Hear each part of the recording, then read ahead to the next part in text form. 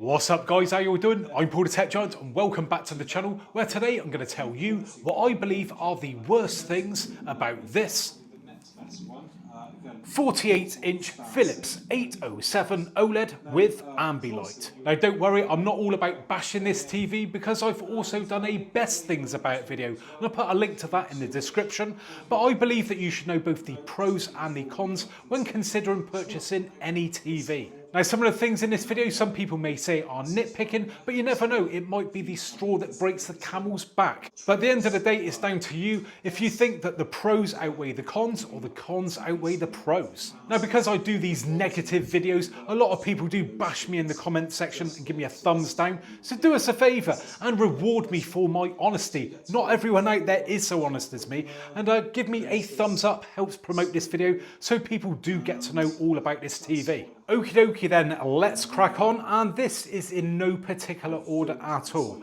And the first worst thing about this TV is the motion. Now don't get me wrong, it's not absolutely terrible, but on rival TVs I do feel it is better. Now I will be honest, I do like the soap opera effect, and that's not to everyone's liking, but for me I do like an image that's really smooth. And this just can be a little bit jittery at times, even when the motion smoothing is turned up to the maximum. And like I said, rival TVs I feel do a better job when it comes to really smoothing out that motion. So like I say, not the worst motion in the world, but it's something worth considering. So that's the first worst thing about this TV. Right, next worst thing about this TV is the HDMIs. Now I did mention in my best things about video that it has two HDMIs that are 2.1, which is great, but personally I would like to see all four that are 2.1. Again, other rival TVs do it that all four are capable of 4K 120, and this isn't a cheap TV, so I think at this price point it should be all four are like that. And now again, some people might say, well, you're nitpicking, two is more than enough, but I always like to think that, you know, there's nothing wrong with a bit of future proofing, and at the end of the day, what would you rather have, two or four? Personally, I'd rather have four. So it's always worth mentioning these things as well, because manufacturers will watch these videos and hopefully pick up on my like nitpicking points, if you want to look at it like that, and improve the TVs over the years to come.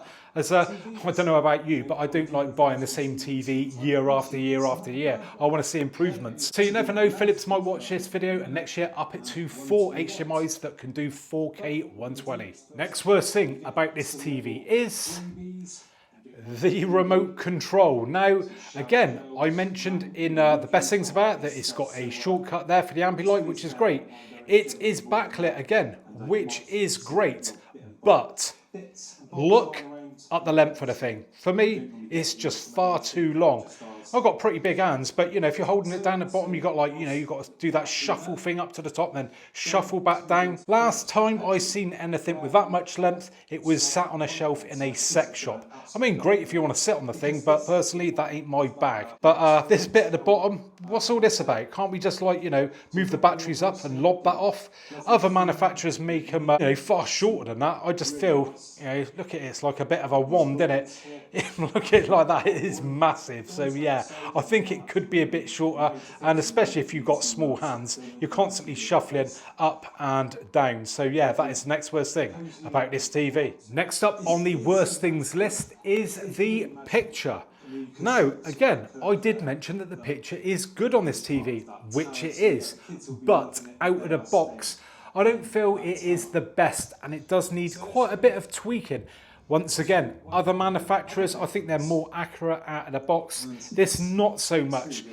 So yeah, you're going to have to spend a little bit of time tuning this bad boy in to really get the most out of it. When you do, don't get me wrong, it's a great picture.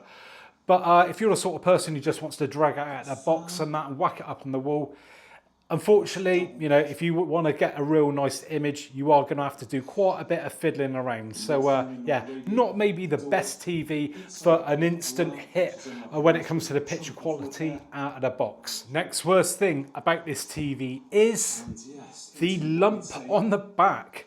Right, so let's move round here.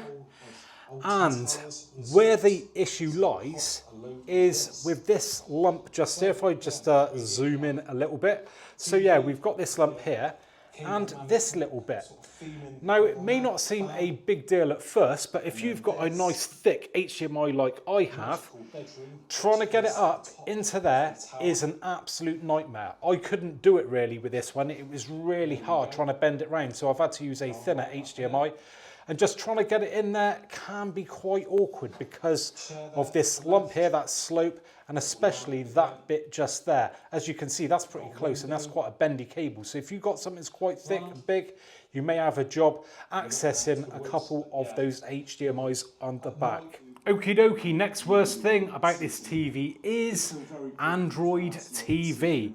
Now, some people like it. Personally, I'm not a big fan. I do prefer what other manufacturers do. And don't get me wrong, it's very in-depth when it comes to the settings and that, which is good if you like messing around with the settings. I do, but I'm not keen on sort of the layout of things. I think it looks a bit too basic, if I'm being honest. Might be a little bit too daunting for some people as well, with so many settings. I'm just not a real big fan of it. I don't know, there's something about it I just can't click with it. Again, you know, these are just personal preferences. Some people absolutely love it. Other people don't, you know, bit like with phones. Some people love Android phones, some people like Apple phones. So yeah, it's that sort of thing. But for me, it's a no.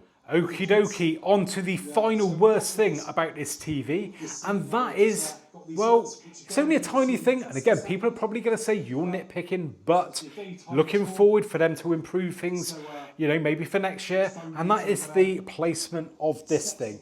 I hate it when they set it off to the side like that. I prefer it in the middle. It's all then symmetrical. It's just messes with my head where, you know, got it all looking nice, and then you've just got this little bit just down there in the corner.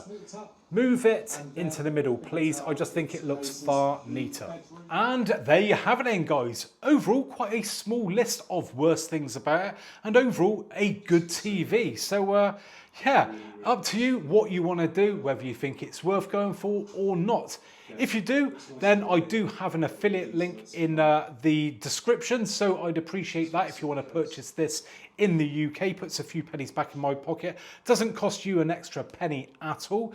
If you have enjoyed this video today and you appreciate my honesty, which I am, thumbs up really helps out, and also make sure you subscribe for more videos like this in the future. So thanks very much for joining me today, and hopefully I'll catch you guys on next one. Bye for now.